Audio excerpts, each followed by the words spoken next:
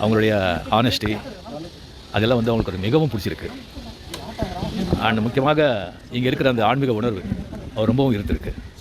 മഞ്ജുവിൻ്റെ കഠിന പരിശ്രമം, ഹോണസ്റ്റി അതാണ് അവരുടെ വിജയത്തിൻ്റെ പ്രധാന കാരണമെന്ന് തുറന്നു പറയുകയാണ് സ്റ്റൈൽ മന്നൻ രജനീകാന്ത്.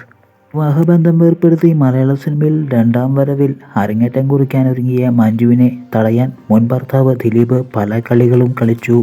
മലയാളത്തിൻ്റെ മെഗാസ്റ്റാർ മമ്മൂട്ടിയടക്കമുള്ളവർ മഞ്ജുവിനെ തങ്ങളുടെ ചിത്രത്തിൽ നിന്നും മാറ്റി നിർത്താൻ ശ്രമിച്ചപ്പോൾ മഞ്ജു വാര്യർ ആ വെല്ലുവിളി ഏറ്റെടുത്ത് കുതിക്കുകയായിരുന്നു.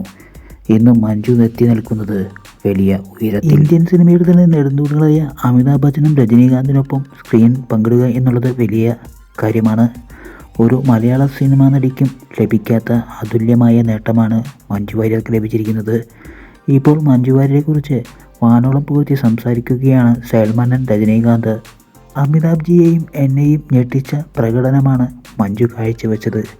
മഞ്ജു നിസ്സാരമൊരു അഭിനേത്രിയല്ല.